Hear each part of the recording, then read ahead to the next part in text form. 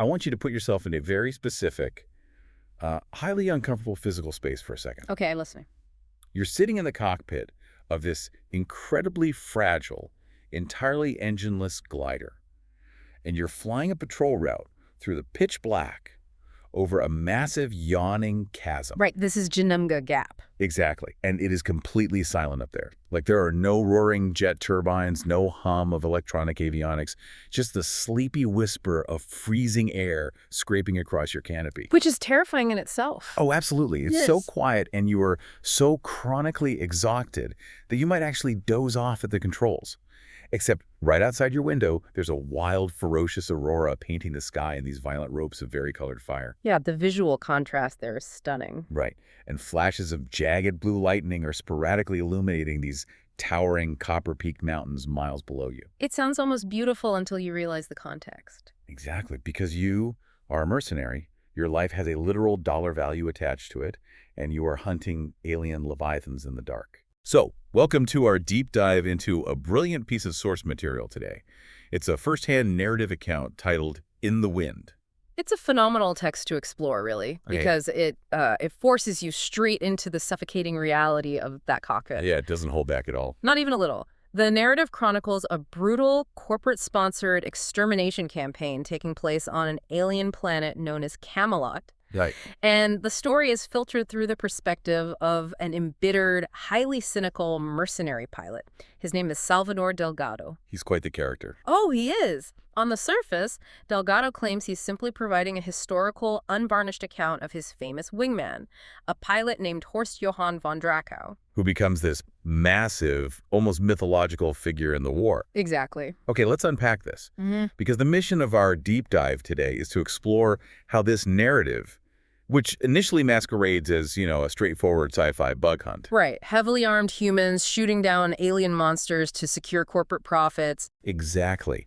How it actually unravels into a profound, deeply unsettling commentary on human privilege and the fundamental nature of intelligence. And the incredibly messy, often contradictory ways we manufacture our heroes. Yes. Delgado thinks he's just telling us the ugly truth about an erratic kid he had to fly with. But he accidentally reveals the massive blind spots in his own deeply damaged worldview. He really does. But before we can even begin to analyze these people, we have to look at the utterly bizarre environment that traps them.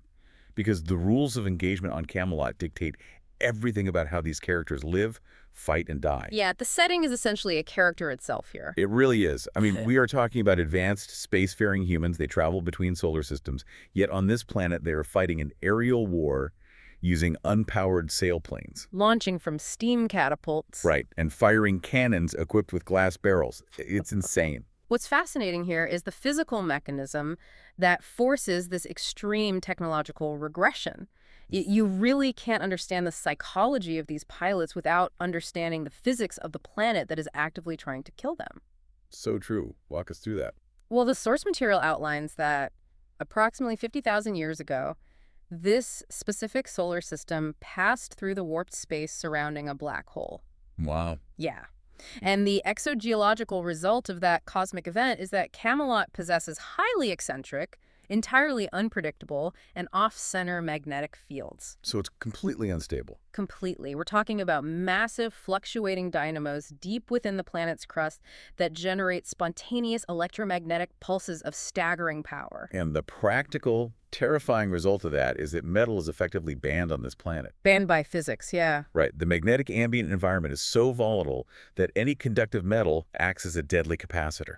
It gathers a charge from the atmosphere and then violently discharges. Yeah, the text gives a chillingly mundane example of this. Oh, the tooth filling. Yes. Arriving on Camelot with even a silver tooth filling can kill you because it might suddenly generate a localized electrical arc right inside your skull. That is horrifying. Right. So you have Ubici Corporation, this massive interstellar conglomerate, trying to run a military-grade extermination op, but they're completely stripped of standard advanced weaponry. No targeting computers, no fusion drives. No metallic armor, none of it. The engineering workarounds they're forced to utilize are incredibly precarious. To wage this war, the mercenaries pilot sailplanes constructed from glass steel. Which is a non-conductive glass and steel synthetic substitute. Right.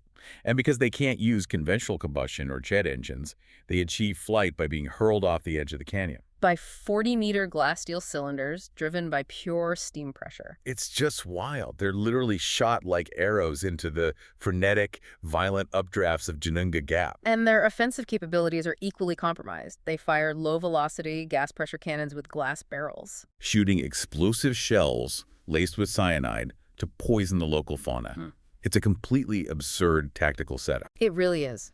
Imagine trying to run a modern, high-speed orbital defense network using only wooden cogs, silk strings, and a profound amount of sheer luck. That's a great analogy. If you make one wrong move, or if the wind simply stops blowing, you drop out of the sky like a stone. It is inherently terrifying. But they're enduring this nightmare for the Ubichi Corporation, Right. who has been entrenched on Camelot for 25 years with a classified objective. Out of 500,000 employees on the planet, fewer than 100 even know what unique commodity they are mining out of the ground. That level of corporate secrecy is staggering. Oh, totally. The mercenary wing is kept completely in the dark. Their only job is to eradicate the local wildlife that interferes with the logistics. And this native life has had 50,000 years to evolve into perfect floating dreadnoughts, perfectly adapted to this electromagnetic chaos. We're talking about the wind whales. The biology of the wind whales is a masterpiece of evolutionary adaptation. There are 4 distinct species mentioned. With the Harkness whale being the most numerous and destructive, right? Exactly.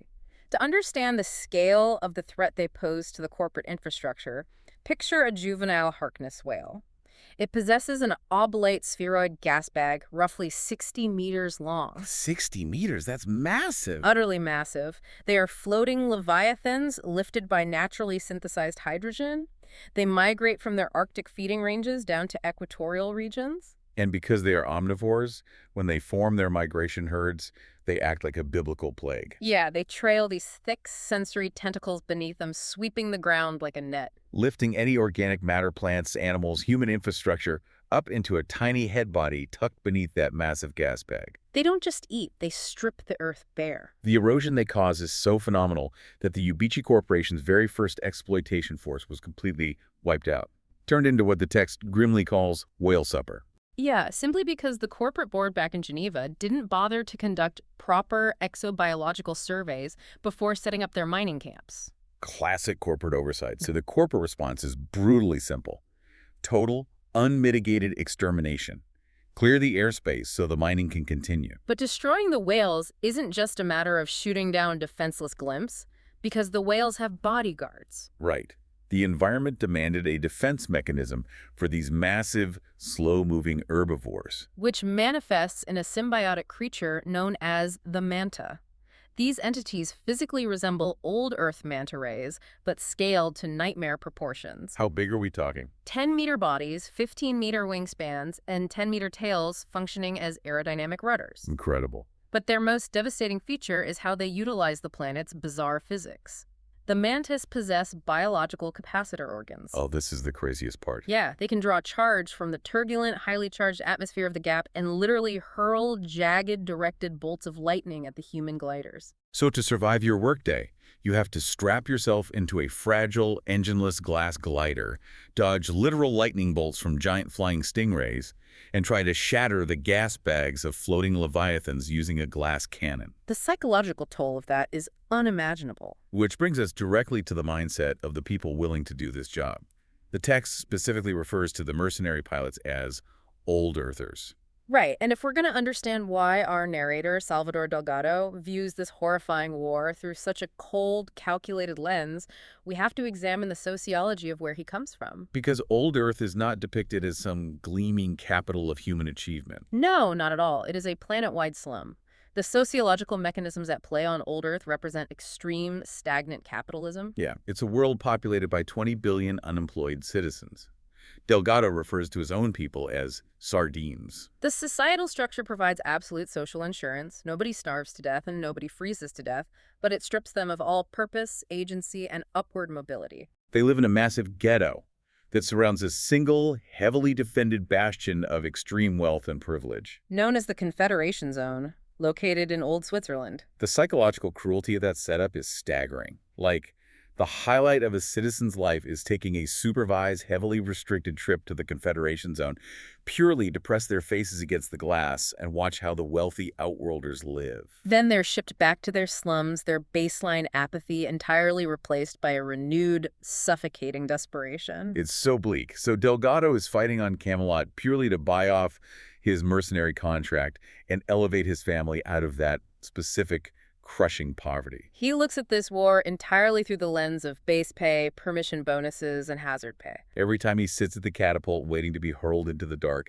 credit signs are literally dancing in his head. If we connect this extreme material poverty to Delgado's character architecture, we see how it's biologically and psychologically rewired his capacity for empathy. Poverty on that scale demands a calcification of the soul just to survive. He operates with a ruthless pragmatism. He views the war, the planet, and the alien creatures in strictly what he calls tool cattle terms. Survival is old number one. He literally cannot afford the luxury of philosophical questioning or moral hesitation. Because his entire existence has been reduced to a transactional fight for basic human dignity. He actively suppresses anything resembling compassion. He flat out states that on old Earth there are only two categories of people: butchers and bovines. And he is absolutely determined to be a butcher. He will not be a victim. But just as we settle into this grim, fiercely pragmatic worldview that Delgado uses as armor, the narrative throws a wrench into the machine. We are introduced to the odd couple, into this brutal working-class mercenary meat grinder, drops a kid who flies not for survival but for meaning. Enter Horst Johann von Drachau. The contrast is immediate and abrasive. Horst is a 19-year-old outworlder, born into immense wealth, social standing, and military royalty. He is the son of Fleet Admiral Jupp von Draco. And in the political landscape of this universe, that name carries an immense bloody legacy. Yeah, the Admiral is famous for directing the planet-busting strike that entirely eradicated an alien race known as the Sangari. So Horst isn't just carrying the weight of privilege, he's carrying the legacy of a literal genocide. And Delgado's reaction to him is instant, visceral hatred. Delgado describes Horst as a pompous, self-important man-child who throws tantrums when he doesn't get his way. Horst essentially got himself dumped into Jaeger Group 13th, which Ubici Corporation uses as an unceremonious dumping ground for problem employees because he was a nightmare to manage. But the detail that infuriates Delgado the most is Horst's survival record. It defies the laws of probability. It really does. Before transferring to Delgado's unit, Horst flew a campaign in the Sickle Islands. He was shot down 7 times. 7 times. He lost 3 wingmen. He destroyed 7 expensive glass steel gliders. And he walked away without a single scratch. To the Old Earthers, he's this incredibly lucky, clumsy dilettante who treats a lethal war zone like a personal playground. The friction between them is palpable, but they are forced together by the commander of Beetle Station, a man named McLennan. And McLennan's own psychological profile is critical here. Delgado views him as an archetypically remote, secretive, Odenchrist figure. McLennan is a retired Navy man profoundly haunted by the architectural trauma of his past. Yeah, decades earlier, to secure victory in the Three Races War, McLennan made the brutal tactical decision to betray an allied faction called the Starfishers. That betrayal fundamentally destroyed his relationship with the only woman he ever loved, a signer girl named Amy. He actually keeps a hollow portrait of her on his desk, not out of fondness, but as a deliberate icon of his own guilt. He is a leader who paid his dues in blood and betrayal, and he sees a fractured reflection of a lost son in Horst. McLennan actually knew Horst as a baby back at Lunar Command. So McLennan makes a highly calculated command decision. He deliberately pairs Delgado, the most cynical, survival-obsessed veteran on the base, with Horst, this reckless, privileged teenager. McLennan acts as a surrogate father, demanding that Delgado teach Horst that aerial combat is a team survival game, not a solo exhibition. But wait, I have to jump in and heavily push back on Horst's whole vibe here. Oh, go for it. Because reading this text, I found myself agreeing with Delgado.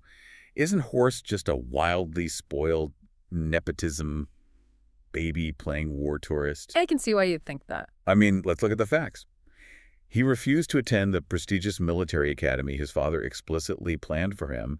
He allowed himself to get cut off from the family fortune, and now he's out here risking the lives of the working-class mercenaries flying next to him, simply because he enjoys the thrill of sailplaning. It's a valid critique. He even throws away his corporate paychecks just to show his contempt for wealth.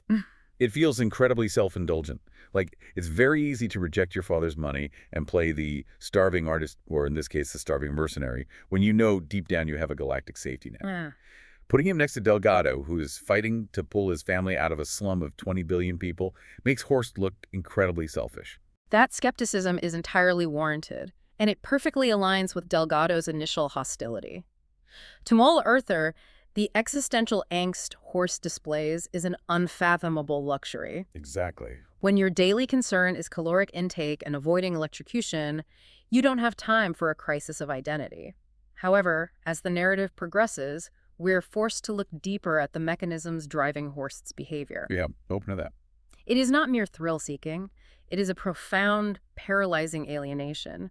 Horst suffers from a crushing poverty of the spirit. Poverty of the spirit, I like that phrasing. His entire existence, from birth, was rigidly programmed and meticulously mapped out by a father whose primary defining characteristic is the obliteration of an entire species. So his rebellion is deeper than just acting out. Exactly. Horst's refusal to attend the academy wasn't just adolescent rebellion, it was a desperate rejection of a legacy of death.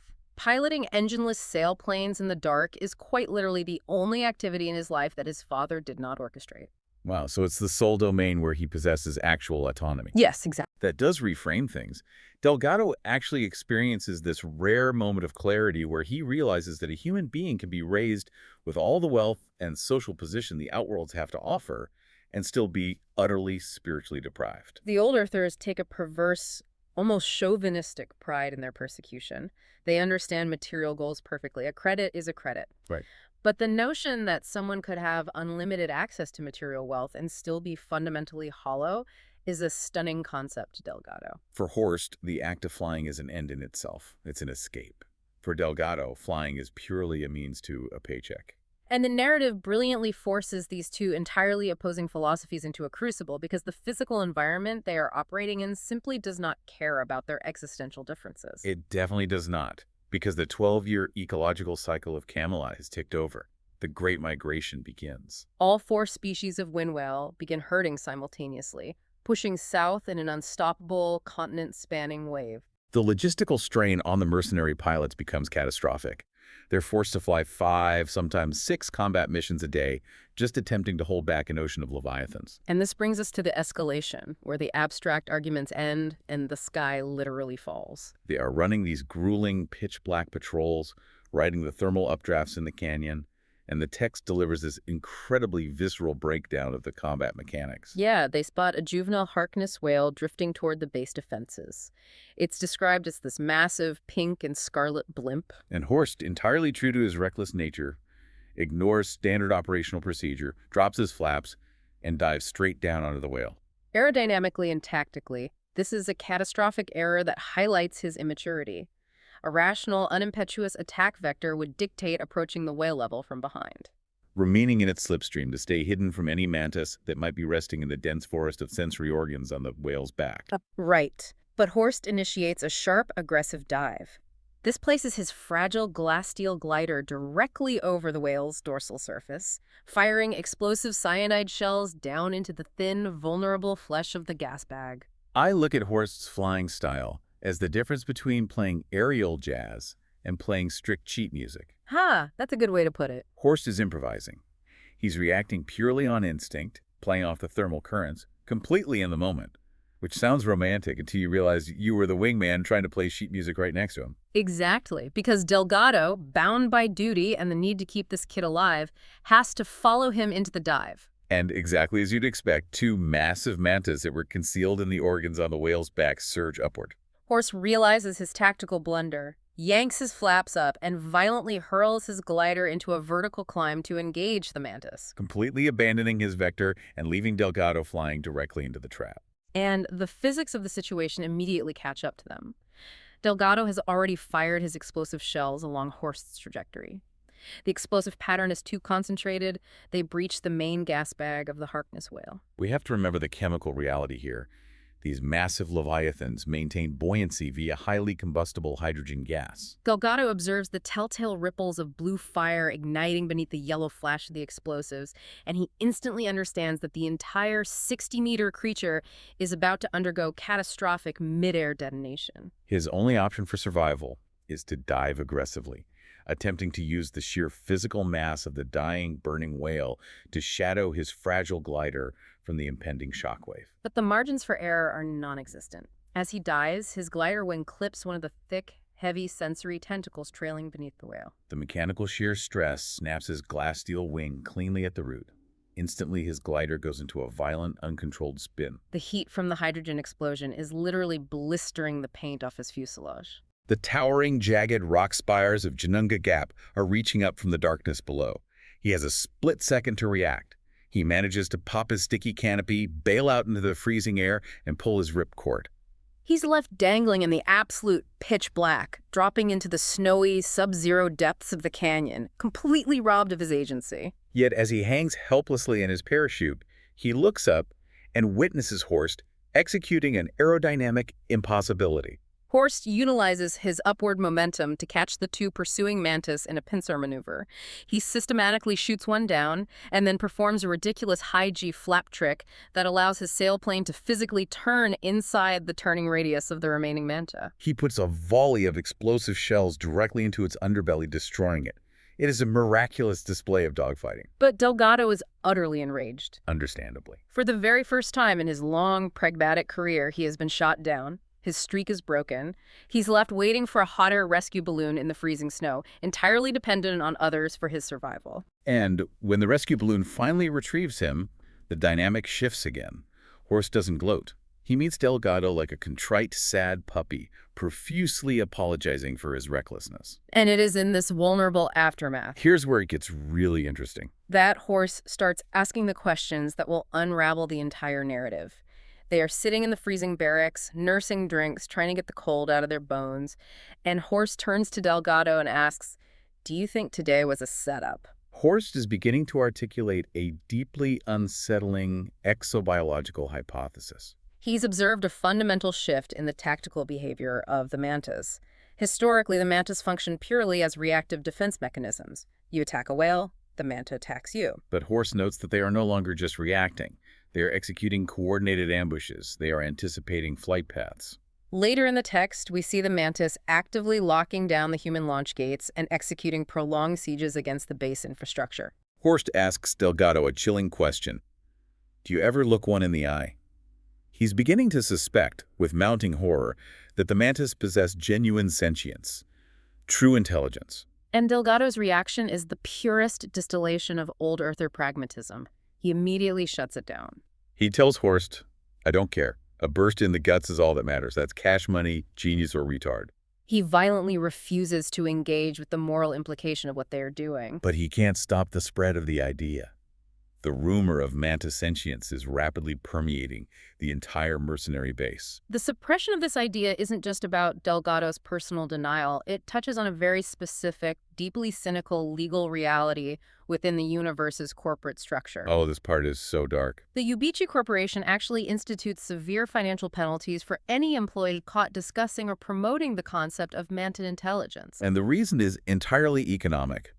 Under the legal framework of the Confederation, a corporation cannot legally colonize or exploit a planet that harbors intelligent native life. Exactly. If the scientific community formally recognizes the mantas as sentient beings, Ubichi Corporation would be legally obligated to abandon its immensely profitable mining operation on Camelot. The corporate mandate, therefore, is absolute enforced denial. The truth is bad for the quarterly earnings report. And this corporate gaslighting creates a massive psychological crisis for Horst. We have to look back at the trauma he carries. Right, his father's legacy, the genocide of the Sangaree.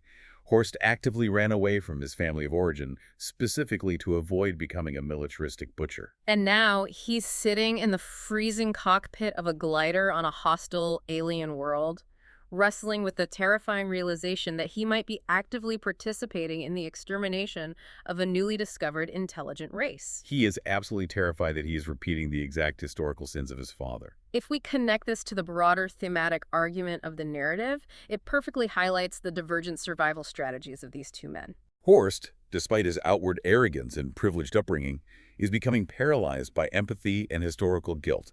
His worldview is expanding, and it is crushing him. Delgado, conversely, must actively and aggressively suppress any emergent empathy to ensure his physical survival. To Delgado, indulging in the belief of alien intelligence is a crippling emotional weakness. He views the outworlder reverence for sentience as an absurd luxury, likening it to primitive savages imputing magical conscious powers to storms and stones. In Delgado's rigid economy of survival, a conscience is an expense he cannot afford. Unfortunately for both of them, the luxury of debating the philosophy of sentience evaporates almost immediately, because the Great Migration hits the region with its full, unstoppable force. We move into the darkest, most desperate phase of the war. The tactical escalation turns into a relentless slaughter. The human forces are fundamentally losing a war of attrition. And the text provides this incredible metatextual look at how the legend of Undrakau is artificially manufactured in real time by a society that is desperate for a savior. The scale of the biological onslaught completely overwhelms the corporate infrastructure. The whales begin arriving in numbers that are mathematically impossible to repel with unpowered gliders. The narrative delivers a description of the siege of Beetle Station that is truly harrowing. The mantis arrive at dawn in a massive coordinated cloud, preceding a herd of nearly 100 gargantuan Harkness whales.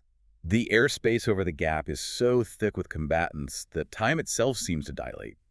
The sensory overload of gliders, maneuvering mantis, blinding biological lightning bolts, and the concussive force of explosive shells creates an atmosphere of pure chaos. Delgado describes a moment during the melee where he passes so close to an attacking manta that their aerodynamic slipstreams physically stagger each other's aircraft. For a split second, he locks eyes with the creature, staring into two of its four eyes, and he feels an electric, palpable line of pure hatred driven deep into his brain. For one terrifying instant, the sheer intensity of that connection cracks his armor, and even Delgado believes the intelligence hypothesis. He feels the sentience. But his training takes over, he puts the nose of his glider down, and he runs for his life. The sheer rate of attrition is staggering and unsustainable. In a single day of fighting during the siege, 14 mercenary pilots find permanent, icy graves at the bottom of Janunga Gap. 14 in one day. The defensive perimeters completely collapse. The massive whales actually physically break through the heavy, electrified, protective netting suspended over the base. They force their thick sensory tentacles through the mesh, blindly probing and trying to grab the terrified ground crews huddled in the bunkers. And in response to this localized apocalypse, the corporate management, located in Derry, further south, makes a chillingly pragmatic decision. They essentially write the entire mercenary wing off the ledger. They send no reinforcements. They systematically deny all frantic requests to evacuate non-essential personnel. They abandon the station to die, simply to balance the corporate debit ledger. This total abandonment forces a brutal, grinding retreat. The survivors have to abandon Beetle Station at midnight, launching into the pitch dark, relying entirely on following the faint gleam of the silver dragline cable south toward the next corporate outpost, Cloninger. But when they finally reach it, they discover that Cloninger has already been obliterated. The whales breached its defenses days ago. The ground crews were either crushed beneath the massive gas bags or consumed in their bunkers. Looking down from the air, Delgado describes a sweeping path of total, uncompromising devastation-churned earth, shattered concrete, and scattered bones, with the dragline cable sketching a bright, mocking centerline right through the heart of this death path. It's a portrait of absolute apocalyptic despair. And it is precisely within this pressure cooker of absolute despair and abandonment that Horst performs the impossible aerodynamic feats that elevate him from a skilled pilot to a living myth. During the agonizing retreat, when the exhausted squadron is repeatedly ambushed by fresh wings of mantas, Horst enters what Delgado describes as a robot-like trance. It is a cold, mechanical possession, where Horst strips away all hesitation and throws his sailplane into maneuvers with complete abandon. In one specific engagement, purely to protect a vulnerable Delgado, Horst shoots down 9 attacking mantas back-to-back before his ammunition finally runs dry. And over the ensuing months of the grinding campaign, his confirmed kill count climbs to an astonishing 158. He becomes the ultimate ace, the undisputed hero of the war. But the structure of the source material is so clever here, because we aren't just reading Delgado's unvarnished journal, we're reading an edited manuscript. Throughout the story, there are these fascinating editorial notes left by an archivist or editor named Dogfight. And Dogfight constantly interjects to challenge Delgado's narrative authority. Dogfight points out how incredibly biased, jealous, and unreliable Delgado is being. Delgado insists he is performing a public service by rolling down the socks to expose the feet of Clay, that he is merely telling the ugly, unvarnished truth about a spoiled, snot-nosed kid who got lucky. But Dogfight sharply observes that Delgado fundamentally lacks the essential charisma and grace of the Flying Immortals, and that Delgado's cynical detachment makes him entirely incapable of understanding Horst's true psychological torment. This raises an important question regarding the nature of historical truth, the unreliability of primary sources, and the sociology of heroism. When we look at history, who do we trust? Do we trust the flawed, deeply reluctant hero who achieves impossible feats while battling internal demons? Or do we trust the bitter, pragmatic wingman who survives to write the definitive history? The sociology here is fascinating. The people trapped in those shrinking corporate holdings, facing imminent annihilation, desperately needed a savior. They needed a contemporary mythic hero to provide the psychological hope necessary to endure the slaughter. So society collectively and deliberately sanded off the rough edges of Horst's personality. They willfully ignored his childish tantrums, his crippling moral doubts, and his erratic behavior. They took a deeply conflicted, traumatized 19-year-old boy and violently hammered him into a flawless platinum idol. It's exactly how we build heroes in the real world. Desperate societies facing an existential threat need mythological figures. They don't want a kid who is having a nuanced existential crisis about the morality of exobiological extermination. They want the Red Baron. They want the guy who kills 9 alien monsters before breakfast and doesn't ask questions. But the tragic irony is that Horst's internal crisis regarding mantis sentience is rapidly reaching a boiling point, and it directly collides with the unforgiving physical reality of the war in our final act. We arrive at the Suicide Pact and the ultimate mind-bending biological twist of the narrative. The climax of the story occurs during an exhausting night into dawn engagement.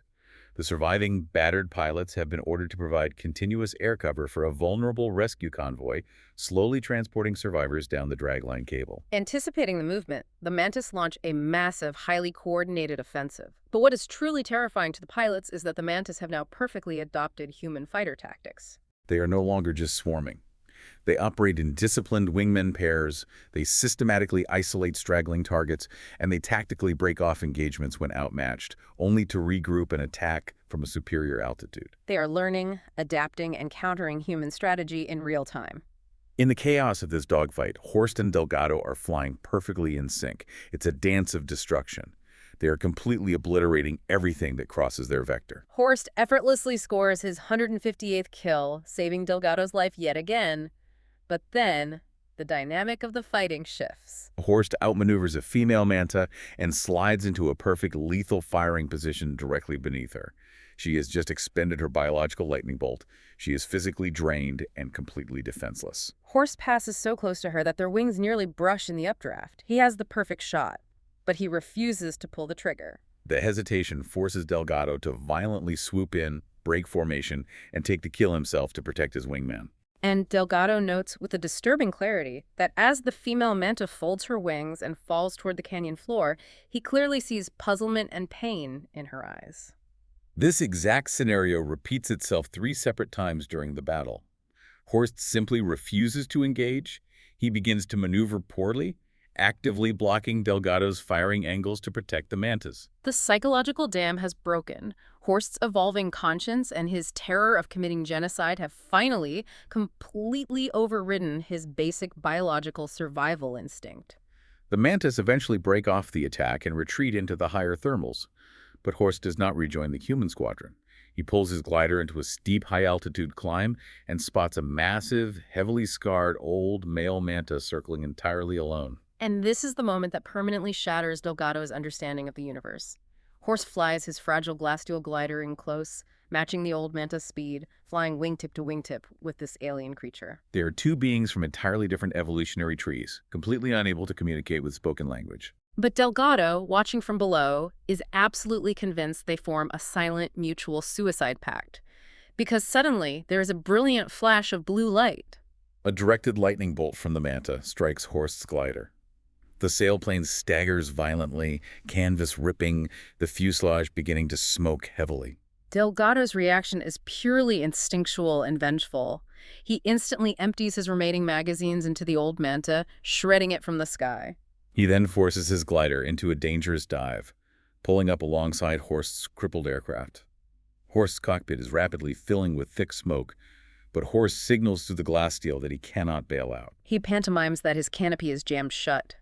But later, during the grim investigation of the wreckage on the canyon floor, Delgado discovers that the canopy latch was perfectly functional. It popped off with ease. Horst deliberately chose not to jump. Lightning bolt had jagged straight through the cockpit controls and completely cooked his legs below the knees. There was no medical salvation for him, but he maintained sheer, agonizing physical control of the glider until the very end, managing a low-angle crash to buy himself a few extra seconds before the wreckage was consumed by fire.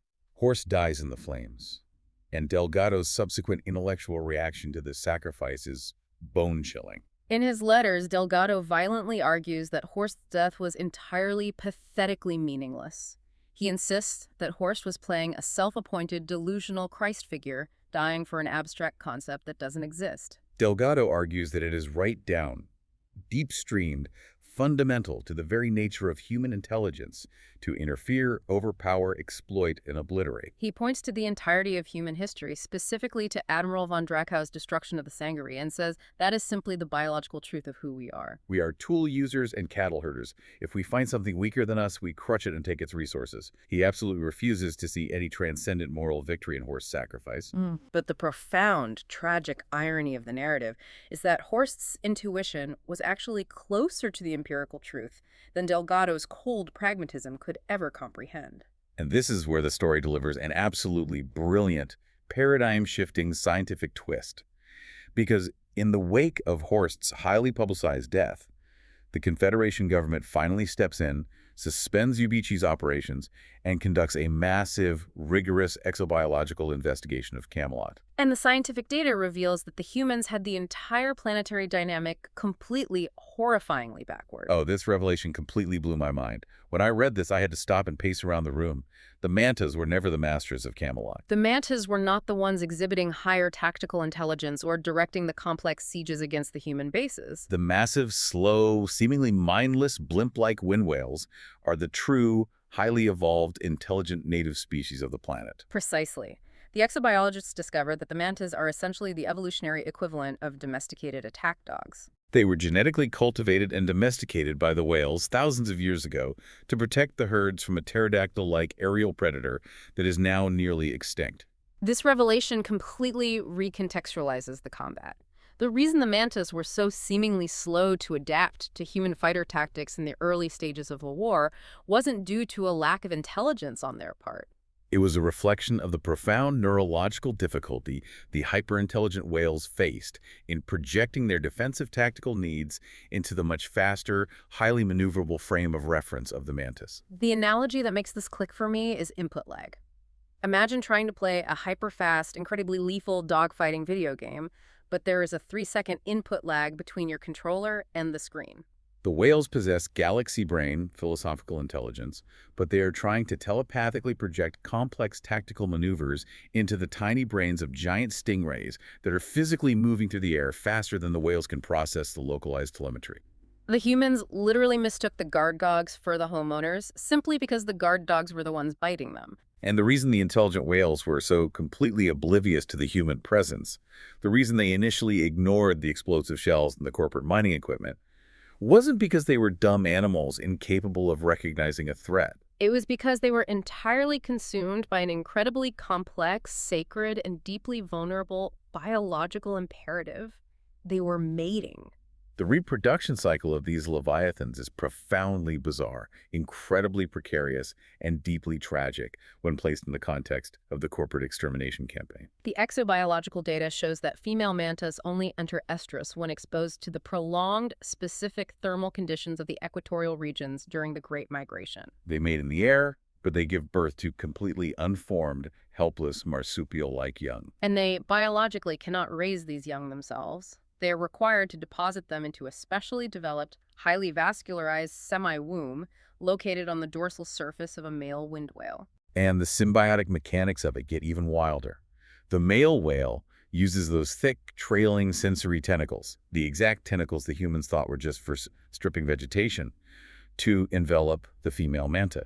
He strokes her, and in doing so, coats her entirely in a whitish, highly charged dust, which is essentially the whale's own genetic material, its sperm.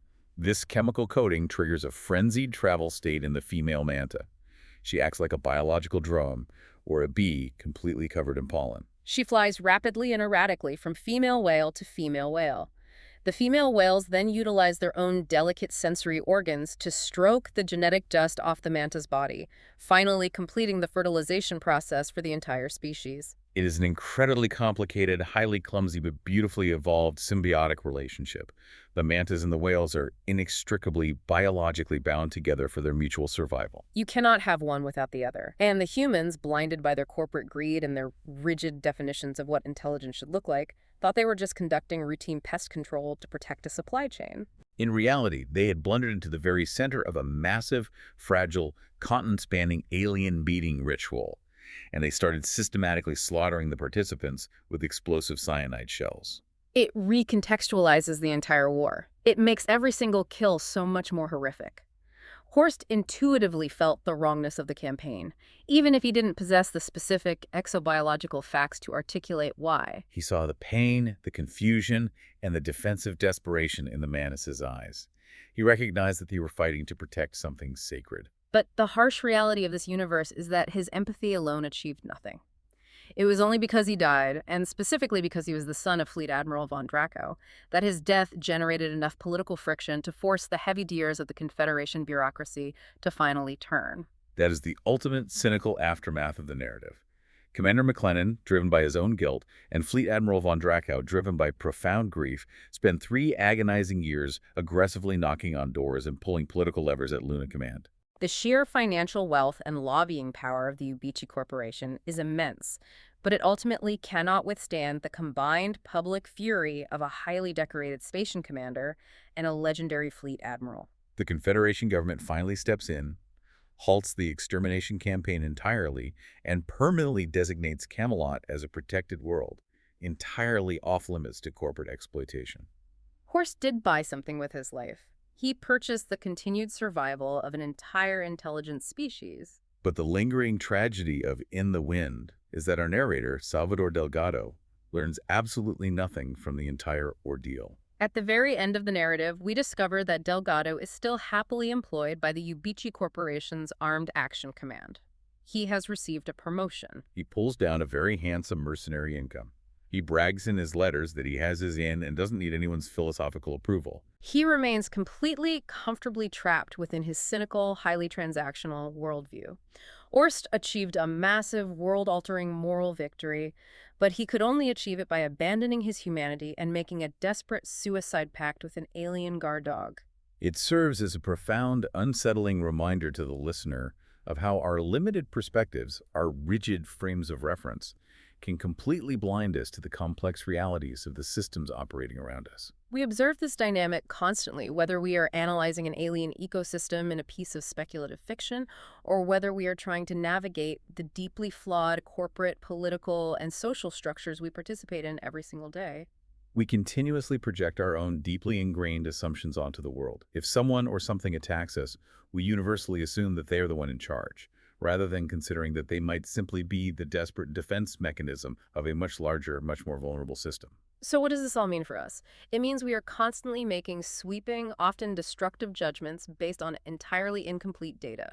We construct flawless mythological heroes out of deeply broken, traumatized people simply because we need to feel psychologically safe in a chaotic universe. We casually label complex ecosystems or opposing ideologies as pests or monsters simply because they're inconvenient to our immediate profit margins or our comfort. And sometimes the only way to genuinely perceive the truth of a situation is to forcefully stop shooting, start projecting our own needs, and actually look the other being in the eye, even if that hesitation ends up costing you absolutely everything. And that sociological blind spot leads directly to a rather profound scientific and philosophical question regarding humanity's ultimate place in the broader universe. We have spent this entire hour dissecting a fictional first contact scenario that devolved into a catastrophic war, purely because human beings physically could not recognize the intelligence they were looking at. The whales didn't build radios, they didn't forge metal, and they didn't speak a verbal language, so the humans assumed they were just floating paddle. Right, which leaves us with this final,